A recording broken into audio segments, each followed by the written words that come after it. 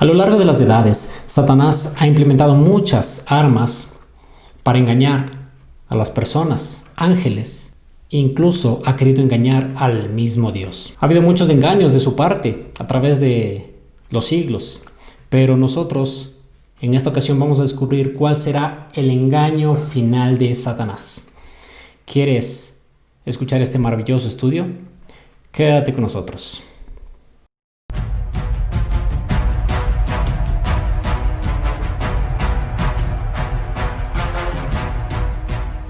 Apocalipsis 12:4 nos dice: su cola arrastró la tercera parte de las estrellas del cielo y las arrojó sobre la tierra. Satanás en aquellos tiempos usó el arte del engaño como lo sigue usando hasta hoy. Engañó a muchos seres dotados de maravillosos dones y talentos. En Génesis 3:13 nos dice: entonces Jehová Dios dijo a la mujer: ¿qué es lo que has hecho? Y dijo la mujer: la serpiente me engañó y comí. ¿Te das cuenta? Aquí encontramos dos de los más grandes engaños de Satanás. Por una parte, cuando comenzó su rebelión, ¿cómo te puedes imaginar tú que en un ambiente perfecto, en el cielo, como nosotros nos lo imaginamos, que es demasiada alegría y paz, haya empezado la primera guerra? Esto sin duda es indescriptible. Y luego está la historia que muchos hemos oído, la caída del hombre. Comenzó esta a través de Eva. Entonces Jehová Dios dijo a la mujer: ¿qué es lo que has hecho? Pero ¿qué respondió la mujer? La serpiente me engañó. En el libro de la historia de la redención, nosotros encontramos una cita maravillosa. Esta dice: en el cielo, antes de su rebelión, Lucifer era un ángel honrado y excelso, cuyo honor seguía al del amado Hijo de Dios. Su semblante, así como los demás ángeles, era apacible y denotaba su felicidad. Su frente alta y espaciosa indicaba su poderosa inteligencia. Su forma era perfecta, su porte noble y majestuoso. Una luz especial resplandecía sobre su rostro. Mi amigo, esto significa que él vivía gozando de la gloria de Dios. Hasta aquel momento, la gloria de Dios resplandecía en este ángel de luz. Guardaba sus principios, sus mandamientos. No había contradicción en su vivir y en lo que profesaba hasta aquel momento. Y continúa diciendo la cita: y brillaba a su alrededor con más fulgor y hermosura que en los demás ángeles. ¿Ya te diste cuenta de esto? Satanás brillaba un poco más que los demás ángeles, porque estaba un poco más cerca de Dios. Y de esta forma es como se nos manda a nosotros a brillar en este mundo caído, en este mundo oscuro y de tinieblas. ¿Cómo podemos brillar en un mundo caído? Jesús nos dijo cuando Él vino a esta tierra: vosotros sois la luz del mundo. Una luz no puede ser colocada debajo de la cama, dijo Él, sino que es levantada hasta donde todo el mundo pueda verla. De tal manera que nosotros somos llamados a compartir esa luz que Cristo nos ha dado con el mundo. Sin embargo, Cristo, el amado Hijo de Dios, tenía la preeminencia sobre todas las huestes angélicas, porque era el principio o el que principió todas las cosas. Todos los ángeles también por Él fueron hechos. Era uno con el Padre antes que los ángeles fueran creados. Juan 1, versículo 1 nos dice que en el principio era el Verbo, ¿Por qué era el verbo? Porque es la palabra con la cual fueron hechas todas las cosas. Este es Jesús. Y nos dice que Cristo, el amado Hijo de Dios, tenía preeminencia sobre todas las huestes angélicas, pues era uno con el Padre antes que los ángeles fueran creados. Esto es, desde los mismos principios. Lucifer tuvo envidia de él y gradualmente asumió la autoridad que le correspondía solo a Cristo. Es interesante que cuando estaba desarrollándose este conflicto, aquellos ángeles leales a Dios, dice la sierva del Señor, que le advirtieron acerca de su rebelión que no vaya más allá, que aún puede retractarse y volver a gozar de aquella gloria que iluminaba su rostro un poco más que los demás ángeles. Nuevamente le advirtieron y le aseguraron cuáles serían sus consecuencias si persistía. Ya te encontraste tú tal vez con amigos que han tratado de advertirte que no vayas más allá de lo que estás yendo. ¿Cuál ha sido tu opinión o tu actuar ante tal situación? Dios nos envía mensajeros a través de muchas cosas y circunstancias, así como a Lucifer. Pero mira lo que continuó pasando. Ellos le advirtieron, pues el que había creado todos los ángeles tenía poder para despojarlos de toda autoridad y de una manera señalada castigar su audacia y su terrible rebelión. Pensar que un ángel se opuso a la ley de Dios, que es tan sagrada como él mismo. Exhortaron a los rebeldes a que cerraran sus oídos a los razonamientos engañosos de Lucifer. Y le aconsejaron a él y a cuantos habían caído bajo su influencia que volvieran a Dios. Y confesaron el error de haber permitido siquiera el pensamiento de objetar su autoridad. Qué triste historia cuando el corazón se cierra a los consejos divinos. Cuando por nuestro orgullo, por nuestra vanidad, cerramos oído a los consejos del Altísimo. Es ahí cuando nuestro corazón se endura y damos paso a la maldad. Dios es amor. Y si cerramos los oídos al amor, ¿qué vendrá como consecuencia? En 1 Samuel 28:19 encontramos una historia asombrosa que cuando yo escuché la primera vez, se me pararon los pelos de punta. Triste historia que le ocurrió al ungido de Dios. Leamos. 1 Samuel 28:19. Y Jehová entregará a Israel también contigo en manos de los filisteos. Y mañana estaréis conmigo, tú y tus hijos. Y Jehová entregará también al ejército de Israel en manos de los filisteos. Dios le había dado muchos consejos, pero él prefirió apartarse de ellos y hacer su voluntad. ¿No te suena esto algo familiar? Muchas veces tú y yo nos hemos apartado del consejo de Dios. ¿Por qué? Para hacer nuestra voluntad. Es entonces cuando el corazón de Dios se entristece. Dios dice que el Espíritu Santo, por el cual fuimos sellados, se entristece al ver que nosotros no tomamos parte en sus consejos.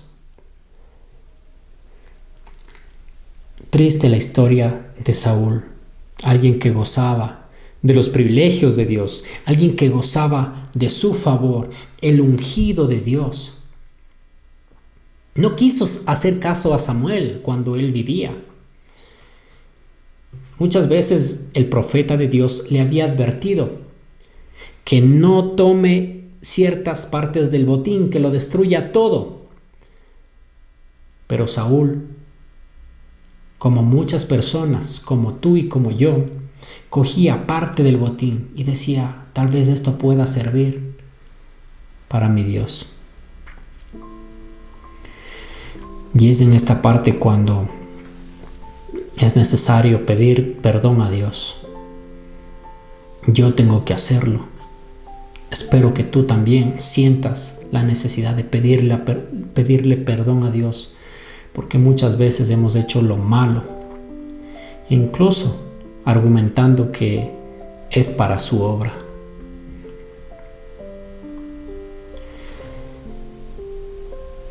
Nuestra oración debiera ser: perdóname, Señor. Haz de mí un hombre nuevo y mejor. Quiero servirte, pero no sé cómo, Señor. Ayúdame a entregarte mi corazón para que tú pongas uno nuevo en mí y juntos podamos trabajar por la maravillosa obra del Evangelio. Saúl fue ante una hechicera, ante una pitonisa.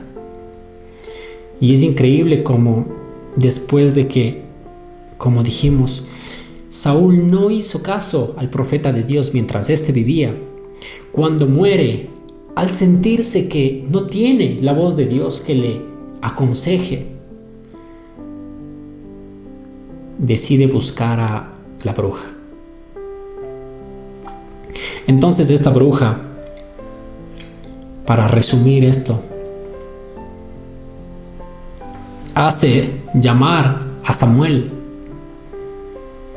Y es entonces cuando un espíritu maligno le revela que aquel hombre que está haciendo que llame a Samuel es nada más y nada menos que el rey Saúl. Entonces esta pitonisa le dice: pero ¿cómo pudiste tú engañarme? Si eres tú Saúl, el mismo Saúl que nos mandó a echar a todos los brujos y hechiceros, porque esto no agradaba a Dios. ¿Quieres matarme acaso? Y él le dice: no te voy a matar. Simplemente quiero que me saques a este hombre para yo escuchar su consejo. Entonces sale un hombre y le dice lo que está registrado en 1 de Samuel 18-19, lo que acabamos de leer. Y ahora con este contexto, esto sí cobra sentido. Leamos una vez más. Y Jehová entregará a Israel también contigo en manos de los filisteos, y mañana estaréis conmigo. ¿Quién estaba diciéndole estas palabras? No era Samuel, era un espíritu del demonio. Y mañana estaréis conmigo, tú y tus hijos, y Jehová entregará también al ejército de Israel en manos de los filisteos. Qué increíble, amigo, que a pesar de todos los consejos que Dios le había dado a Saúl, y este nunca quiso hacer caso, hoy va y pide consejo a Satanás. ¿Cómo a Satanás? Así como lo escuchas. Eclesiastés 9:5 nos dice: porque el que vive, sabe que ha de morir, pero los que mueren o los muertos nada saben. Su memoria es puesta en olvido, su mente también. Todo está descansando en la tumba. También la palabra de Dios nos dice que el mismo Satanás, se disfraza como ángel de luz. Y si el mismo Satanás, los demonios, se pueden disfrazar como ángeles de luz, ¿cómo no se pueden disfrazar de un hombre también? Recuerda lo que leímos al principio. Satanás engañó a una tercera parte de los ángeles. Cuando Juan, al describir la cantidad de huestes angelicales. Dice, eran millares de millares y millones de millones. Imagínate a cuántos ángeles engañó Lucifer. Entonces, el engaño de Satanás en estos últimos tiempos también tendrá que ver mucho con el espiritismo, con la doctrina de la inmortalidad del alma. Lo hizo desde el Génesis, lo hará hasta el fin. Nos dice la palabra del Señor, ¿qué es lo que fue? Lo mismo que será. Nada hay nuevo debajo del sol. Lo mismo que fue, lo mismo será. A Eva le dijo, no moriréis, sino que seréis semejante a Dios.